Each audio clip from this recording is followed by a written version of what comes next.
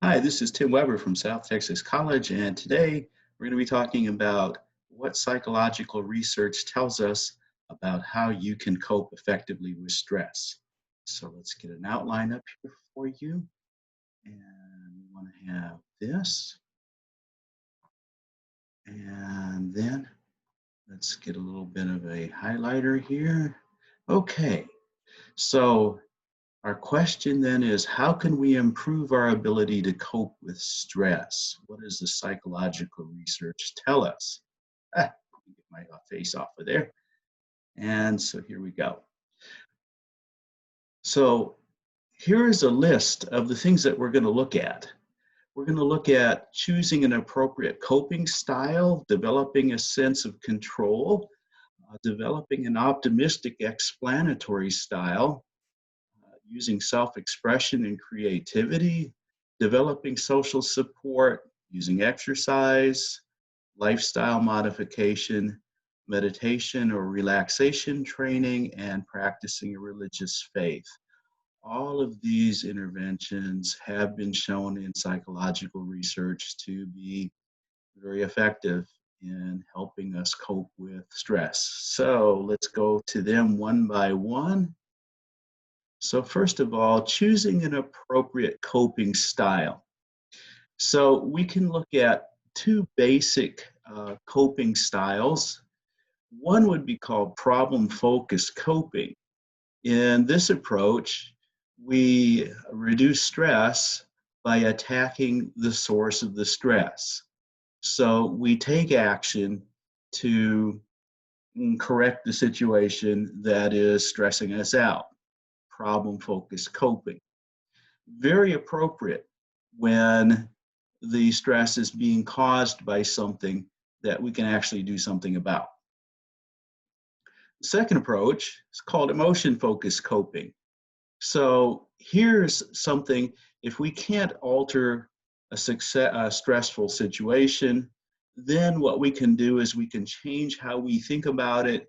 We can change our emotional response to it.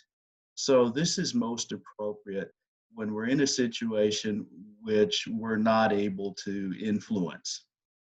Now, consider situations where each coping style might be more effective, okay? Um, Suppose that you get behind on your classwork. Well, this is something that you might be able to actually do something about. If you haven't missed deadlines, you can, work your schedule, manage your time to get caught up. Or if you have missed deadlines, you can contact the instructor, tell them what has happened that caused you to get behind, and they might enable you to catch up. So in this case, getting behind in classwork, problem-focused coping, likely going to be the most effective strategy. On the other hand, think about if, in this case, you resort to emotion-focused coping. So you just tell yourself, I don't want to think about it. Or you simply say, well, who cares? I'm not going to care about it. Uh, or maybe you go get drunk so that you don't feel the pressure of being behind on your classwork. Yeah, that's not very adaptive. In this case, again, behind on classwork, problem-focused coping is best. Now, on the other hand, what if, let's say that for some reason, God forbid, that you get some incurable health condition. Now, it doesn't necessarily mean it kill you right away. Who knows? Maybe it's something that you could have for years. Maybe it's not horrible, but maybe it's unpleasant, or maybe it is horrible. So in this case, there is no cure. There is nothing that improves the situation. And so emotion-focused coping here would be more appropriate. So, alter how we think about it. Instead of saying, why me and, poor me, think about maybe things that could be worse. or as you look at it, say, I'm going to make the best of this situation. I still have many good things in my life, even though I have this health condition that I deal with daily. That's going to be more beneficial than if you try to attack this with problem focused coping. As there is no cure, yeah, you might begin to resort to all kinds of you know really useless kind of bogus treatments. You might bankrupt yourself. Some of those treatments might even be harmful to you. Yeah, so it's better to, in this case, to consider your emotional response. Okay, so choosing the most appropriate coping style, very helpful. Now, the next thing that we're going to look at is kind of related to this, and this deals with our locus of control. So, locus of control is where is the control of things that happen to you in your life located? When a person has an external locus of control, this is exemplified by the belief that it's just luck and fate that controls one's destiny, that whatever you do, it doesn't make any difference. So, external locus of control, you're not in control. You have no control. Now, the opposite, internal locus of control, exemplified by the belief that, well, I choose my destiny, my choices influence the outcome. What I do influence the outcome. I have a choice. There's always a choice.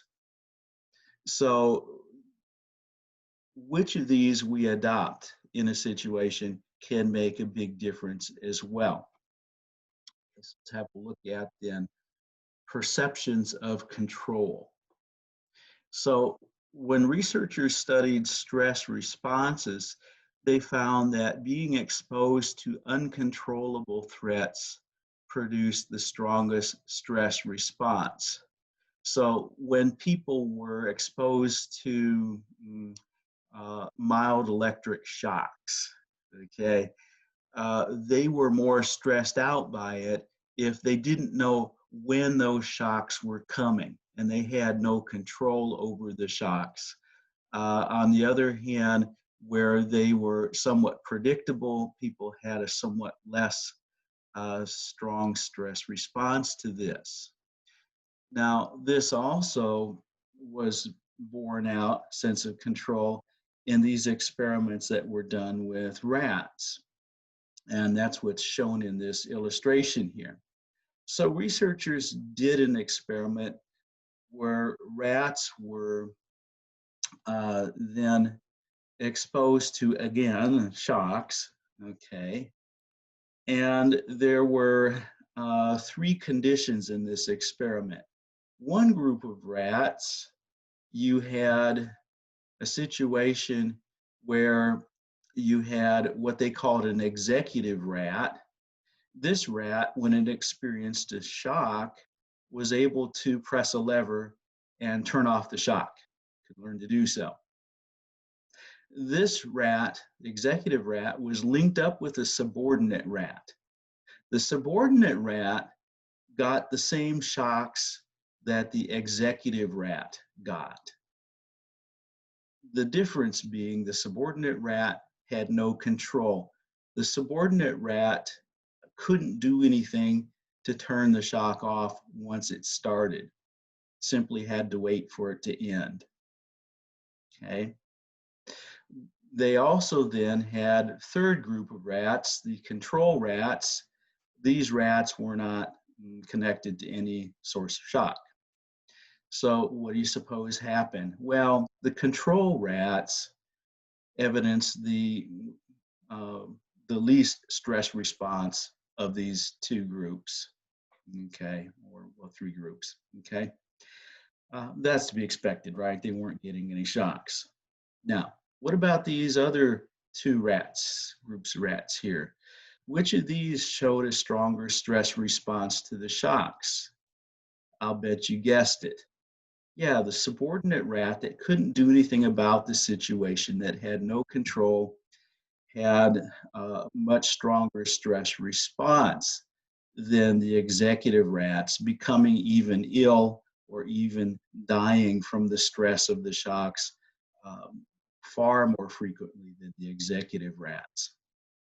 Okay, now, lack of control over stressors, predictor of health problems, not just in rats, but also in humans. When people sense they have no control over problems, more likely to suffer health problems. For example, this business of this bacteria called H. pylori and ulcers. Now, years ago, they used to tell us, well, ulcers are just from stress. Then they discovered this bacteria called H. pylori, which they found to be in the digestive tract of people who had ulcers frequently. And they said, H. pylori is the cause. Well, it turns out that, um, you know, not everybody that got ulcers had that bacteria. And so as they studied this, then they found out it was far more nuanced than this. The thing that was most likely to cause ulcers was the presence of that bacteria accompanied by a sense of lack of control. When you had those two things together, this was most likely to produce ulcers, not just lack of control by itself, not just the bacteria by itself. So you can see these two things interacting, but notice the lack of control being a factor. Now, this also was shown in studies of nursing home residents. Okay, so in a nursing home, they did an experiment in which they had two groups of residents. One group of residents didn't get any particular uh, treatment at all. The second group of residents were given a plant to take care of. And after a time, the researchers then looked at various health indicators of the nursing home residents and found those who'd been given that plant to take care of much less likely to decline in their health than those who did not receive that plant to take care of. What was the difference? They believed that having that plant to take care of gave that person a greater sense of control in their life. Now, perceived control is also related to what we might call the pecking order. Um, this is kind of, if you look at, say, chickens, you got a bunch of chickens. There are, some chickens that are more dominant than others, and the more dominant the chicken is, the more of the other chickens they can peck at. Okay. And so if you're at the bottom of the pecking order, yeah, all of the rest of the chickens can peck at you pretty rough. And this is also something that I saw when I observed the chimpanzees over at the zoo in Brownsville one time. I was over there and it was feeding time, and they threw out a whole bunch of grapes into the enclosure where the chimps were.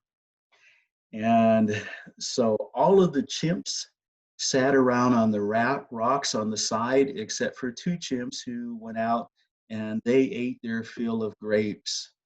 And then when they were stuffed, they went back and sat on the rocks.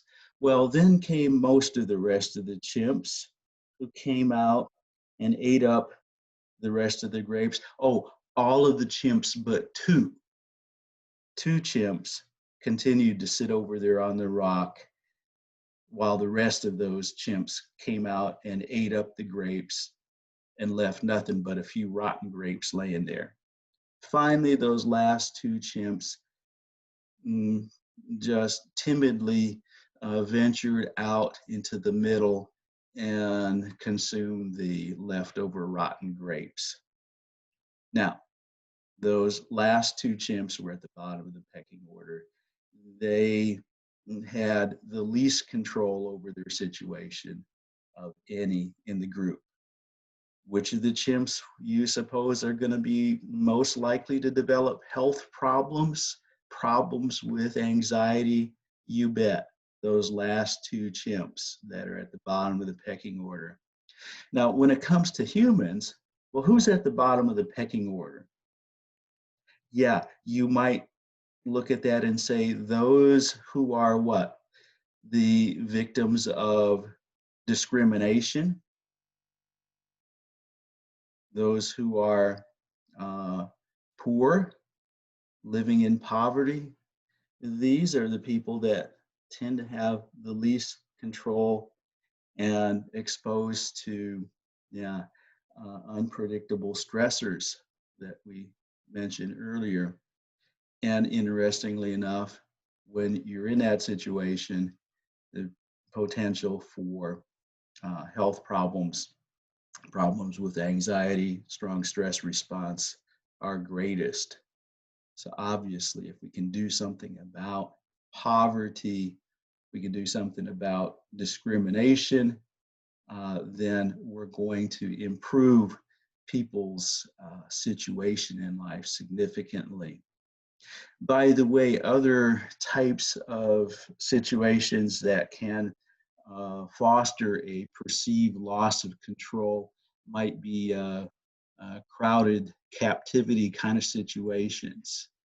For example, being in prison. Okay. Now, uh, I used to look at people who were in prison and say, well, how come these folks, how come they get to have, TV to watch? How come they get to go out and go in the exercise yard every day and get some exercise, and I can't find 15 minutes some days. Yeah, seems kind of unfair. Why do they get these perks? Well, one reason that this actually might be a good thing is consider that that gives that inmate a sense of control. They can choose what activity they do out on the exercise yard, or they can choose what they watch on that television set.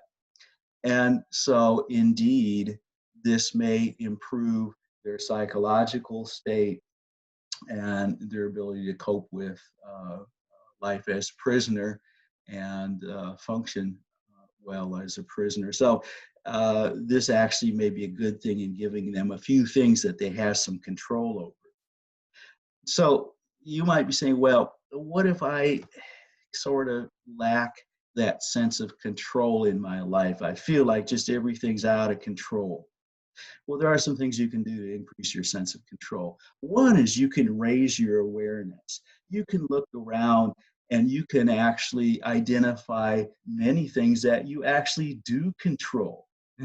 Right this moment, you can control whether you sit in this chair or whether you stand up, most likely. You can control many things that often we forget that we control. So take stock of that. Um, Even if physically we may not be able to control the things around us, we may still control our thoughts about them.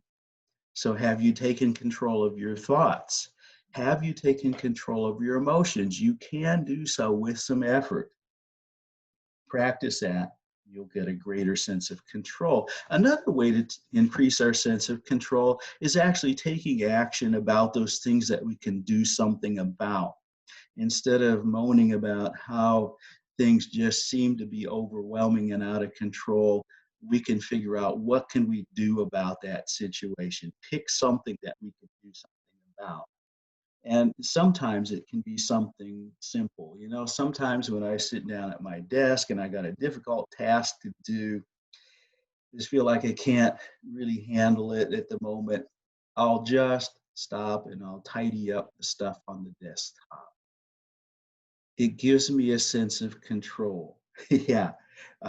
I feel like, now I'm more in control. I can actually tidy that up. Well, maybe I can actually do that task now that's in front of me. Try it. Take action on something. Okay, so developing a sense of perception of control. Now, also, developing an optimistic explanatory style can be very beneficial.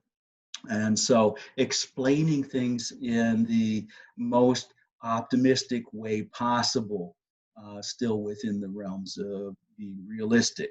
So, realistic optimism.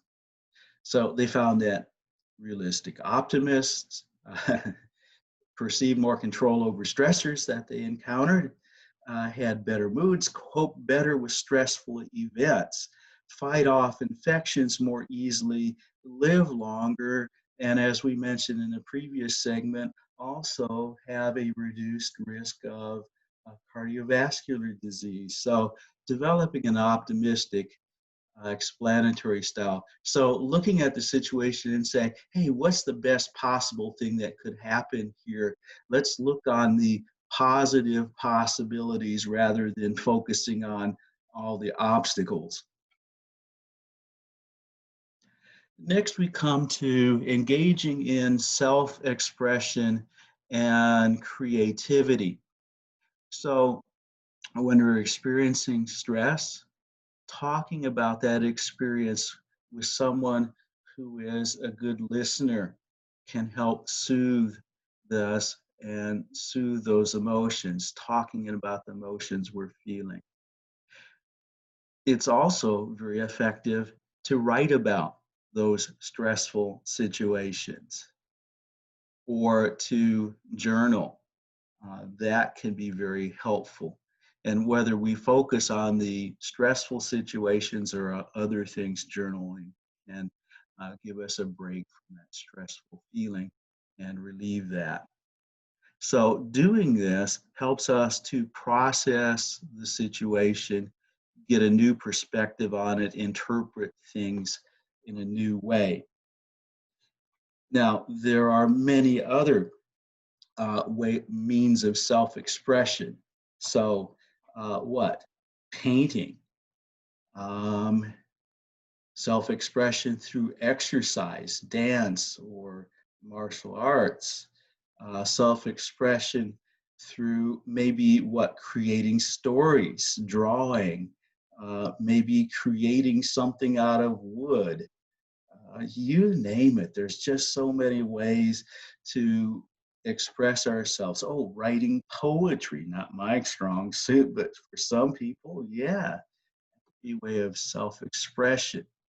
So when we do that, when we create things, express ourselves through that creative process, that also gives us a sense of control as well. And not to mention that as we engage in that, we're focused on a different task than just feeling the stress. So, highly recommended. Find your own way to do that.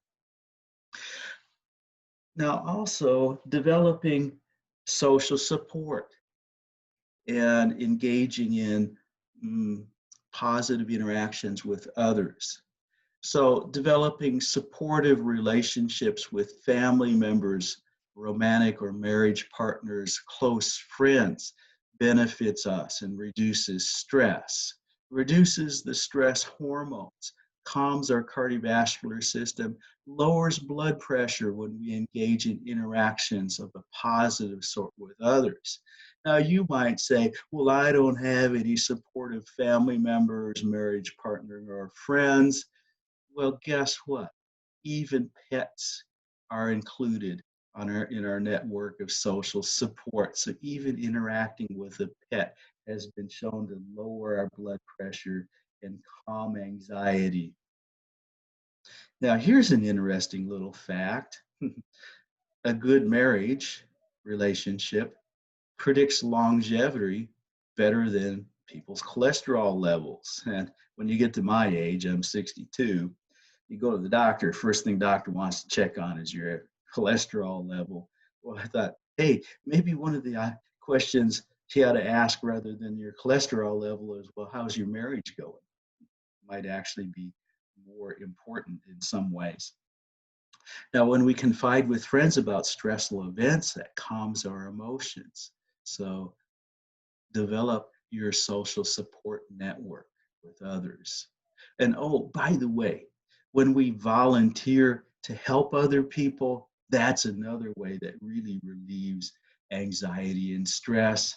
So if you can, spend some time doing that, you know, manage your time to make room for that if you can. Next on our list is exercise. Now, a lot of the research on this has focused on aerobic exercise, you know, the kind of exercise that you can do while still carrying on a conversation with someone, that you can do for long periods of time, like, light running and, stuff like that. Riding an exercise bike at a, comfortable pace and so forth. But I'm going to say that in general, exercise now is showing up, whether it's aerobic or anaerobic exercise. So some of the things that they found exercise is able to do for us is elevate our mood, raise our energy, raise our level of self-confidence, lower tension and anxiety, and even help relieve depression. Okay. Now here's an interesting one shown in, again, the picture over here. They recruited a group of mildly depressed college women for an experiment. And these women were given a depression scale, okay, that measured how many symptoms of depression were present. And they then were assigned at random to three groups. One group received no treatment for the depression. Another were trained to engage in a daily relaxation exercise. A third engaged in aerobic exercise daily. Notice the results. As you would expect, the no treatment group didn't change much in their depression scores. The relaxation group did improve. They were less depressed at the end of the study, but the group that improved the most were the group that engaged in daily exercise. Notice the almost reduced the symptoms of depression almost to none. And now there's other studies that have shown when it came to mild to moderate depression that regular exercise was as effective as an antidepressant medication. Um, that is with mild to moderate depression, not severe depression. But notice exercise can be tremendously beneficial. Now, with regards to different types of exercise, we mentioned primarily aerobic exercise, but resistance exercise, also some of the more recent research picking up on that, does show that it also can reduce anxiety and stress response, and has one interesting effect that aerobic exercise doesn't seem to have much. Resistant exercise increases self-efficacy to a greater degree than aerobic exercise. So self-efficacy, efficacy, yeah, I try to say that, being what? Our belief that we can handle things, that we can do it, we can do whatever we need to. Okay, so if your self-efficacy is low, yeah, engaging in some weight training might actually benefit you more than going on a jog or something like that. And by the way, all types of exercise at a moderate level will also aid our sleep and counteract low arousal, sluggishness, and so forth. So really beneficial in dealing with stress. Now, here's some other things they found about regular exercise. Regular exercise, that would be, several times a week, adds on average 2 years to people's lifespan. Those that exercise several times a week also half as likely to have heart attacks than those who did no exercise.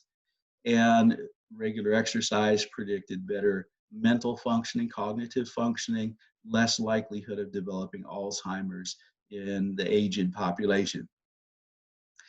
They found even occasional exercisers, there was a reduced risk of death by 29% in one study. And that said, those who exercise daily, there was a 43% reduction in mortality during the time of that study that was being done. Now, they also found, though, that you didn't necessarily have to go out and run a marathon or compete in a strongman competition to get the benefits of exercise on well-being. Just a 10-minute walk, they found, resulted in a 2-hour boost to people's sense of well-being. So just getting up and walking for a few minutes can help you feel better. And one of the reasons for all that, well, those feel-good neurotransmitters like norepinephrine, serotonin, and endorphins are released when we engage in moderate level exercise. Now, next on our list, that things that can help us cope more effectively with stress, something that was referred to as lifestyle modification by Friedman and Ullman. This was done way back in the 1970s. Okay, so they were dealing with a group of heart attack patients, and so they compared the progress of heart patients who were given just standard advice with those who were given the lifestyle modification. So what was that? Well, the standard advice group got the usual treatments for people that had heart attacks. They were given medication. They were told to modify their diet to a healthier diet and were asked to exercise. Here we go. Now, that's good. That's probably helpful, right? Okay. The lifestyle modification group, by the way, patients were assigned at random to these two groups, okay?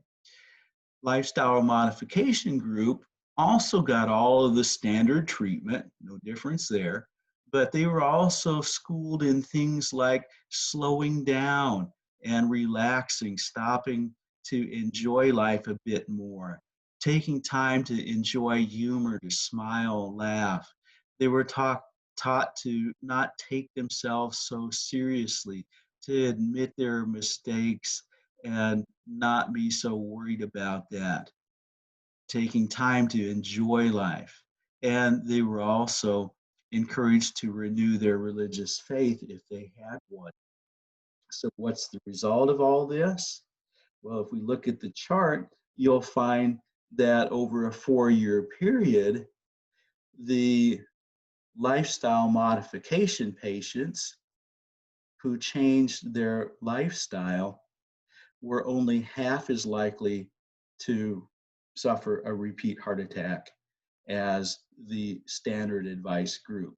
So changing these things, giving attention to these things benefited them, helped them primarily to deal with stress and take a more positive attitude. So next we come to then the utilization of relaxation techniques and meditation to cope with stress. So Herbert Benson, many years ago, found that those who meditated, there was a reduction in blood pressure, heart rate, increased circulation within the body, very measurable physical effects from motivation. And also found that ratings of anxiety decreased, as well as headaches and insomnia for those who had problems with that. So much research since that has supported that. Now, when you think of meditation, maybe you think of, yoga and some sort of Eastern religions and, humming and going home and all that kind of stuff. But there are many ways to meditate that don't involve Eastern religions. In fact, even within the Christian tradition, contemplative prayer is a type of meditation, focusing our attention on specific things. And there is also the possibility of meditation with no religious connection whatsoever. Simple techniques of focusing one's attention on specific objects or specific processes within the body. So, what's going on with relaxation techniques and meditation? Well, partly the functioning of the brain changes. The parietal lobe quiets down. The anterior cingulate, that attention structure is trained by this, and our thinking brain also quiets down that frontal lobe. Now, in a study by Davidson, where they had people who were previously non-meditators who practiced mindfulness meditation, just paying attention to their surroundings for 8 weeks on a daily basis for a few minutes. They found that the left hemisphere activity of the brain increased. That's associated with more positive emotions, and there was also improved immune function as well. So some of the negative effects of stress were counteracted here. They also found in other studies that people who meditated regularly over a period of several months began reporting higher levels of happiness than they previously showed. Now, in a study with nursing home residents, those who were regular meditators over a 3-year period, 1/4 of non-meditators in this study died, but all of those who were meditating regularly live. Now, of course, they'll eventually die, but notice a decreased mortality amongst the group of regular meditators. One of the mechanisms might be, by the way, the relief of high blood pressure, hypertension. They found that decreased by 30% in people who had meditated for long periods of time, over a 30-year period, and also a reduced rate of cardiovascular death, heart attacks, and so on. So it can be very beneficial. Now, many people say, but that just sounds too complicated, or I don't know, it reminds me of some kind of religious thing, and I'm not into that. Okay. So Dr. Herbert Benson, again, back in the 1970s, devised what he called the relaxation response training. This is a technique that people can easily learn. It's easy, relaxes the muscles, calms breathing in the heart, reduces blood pressure, and produces many of the same responses that people showed in meditation, but in a very simple way. And so I can briefly describe how to do it. Okay, so all you do is you sit down comfortably, close your eyes. You then go through your body, telling your muscles to relax. Starting with one part of your body, it doesn't really matter where. You might start at the top of your head, relax the muscles in your face, your forehead, moving down through your cheeks and jaw to your neck, shoulders, hands, little by little. And then once you've then intentionally relaxed all of the muscles in your body, then you just let yourself breathe slowly and deeply for a moment, noticing your breath. And then you begin to repeat some word, phrase, or prayer that you've chosen each time you exhale. That's kind of interesting that Dr. Benson's clients, the most common thing that they chose to repeat was simply the word relax each time they exhaled. Now, thoughts will intrude with the process, so whenever those thoughts intrude, you just allow them to pass and then return your attention to the process of breathing and repeating that word phrase, and continue to do so for a period of 10 to 20 minutes. Obviously, starting out, you'd want to shoot for 10 minutes and then work your way up. So this found to be extremely effective. Now, that said, I will say that when people first do it, they might have a little trouble with it. But if one keeps it up for 2 to 3 weeks, you become very proficient at it.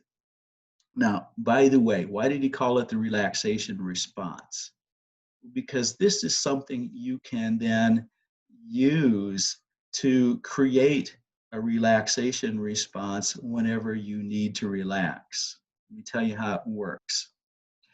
So, when you're in this state, this relaxed state, and you're repeating that word each time you exhale, let's say it's the word relax, your nervous system, through classical conditioning, creates a bond between breathing, exhaling, and repeating mentally that word.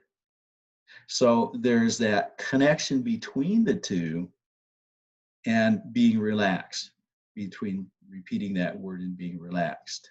So once you've practiced this enough, if you get into a stressful situation, all you do, you take some deep breaths, close your eyes, take some deep breaths, repeating that word relax or whatever it is you repeated in your practice of this.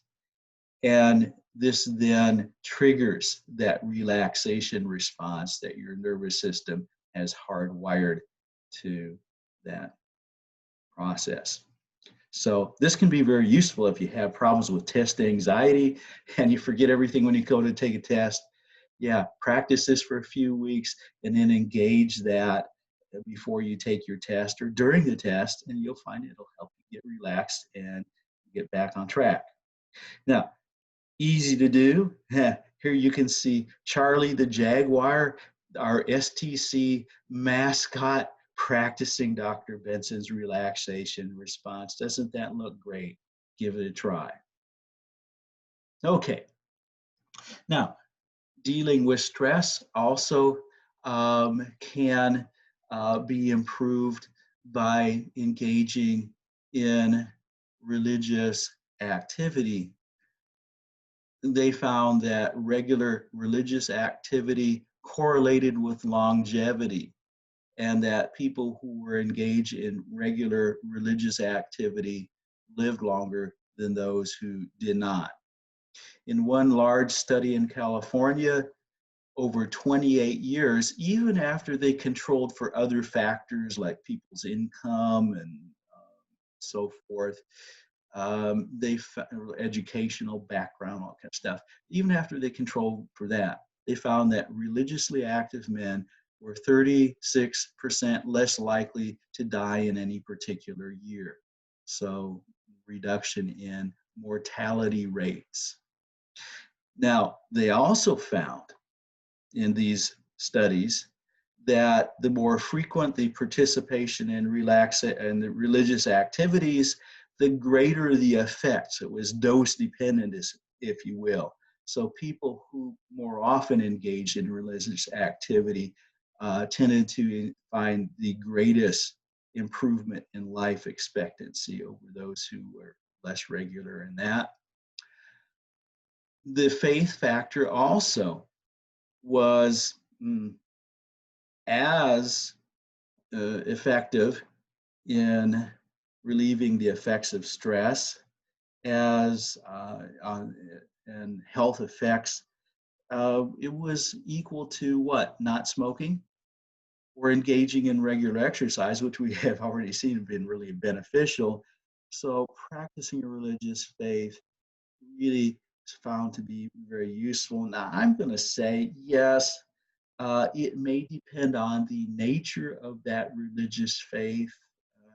There are some religious faiths that maybe might actually produce a greater amount of stress on people. So it may depend on the beliefs of that religious faith.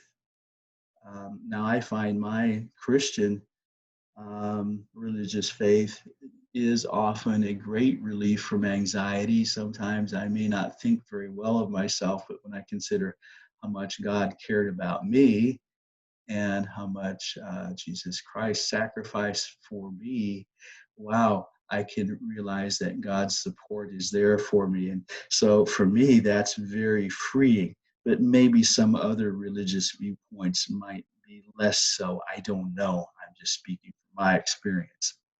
So the fact is, though, that a wide variety of religious faiths seem to improve to produce these improvements. And so I said, well, what is it about religions in general, religious involvement that improved health factors? And here's some things they found. By the way, this is a good, solid research. So, if people, if they argue with this on this, have them actually look up the research. First of all, people who are engaged in religious activities tended to engage in more healthy behaviors. So many religious faiths, they encourage you to take care of your body. So people tend to smoke and drink less, some, but not less. And again, this is going to contribute to better health. And also, when you're engaged in religious activities, you're doing that with others. So, as part of a faith community, you're interacting in a positive way with others. And many religious faiths also support good, positive marriage relationships. And so that benefits people. And as people engage in religious activities, they may experience positive emotions. That religious faith may give them hope about their future. It may help them take a more optimistic approach to life and may help them get a sense of coherence, that things make sense, that they have a purpose in life. And that helps to relieve stress and anxiety. So in the long run, we see that our immune system functions better. We have less exposure to those stress hormones. And there's also a decreased potential of suicide as well. So those are some of the factors that come into play. So many different factors in practicing religious faith beneficial from a psychological and physical standpoint. So there you go. There's a whole bunch of things. And by the way, if you come up with a few other things that you wonder, hey, could this be added to the list? Hey, message me or get in touch with me and say, hey, what about adding that to the list? So that's it for now. Take advantage of this. Use this in your life to make your life better and have a great day. Go out and do something fantastic and I'll talk to you later. Love y'all. Bye-bye.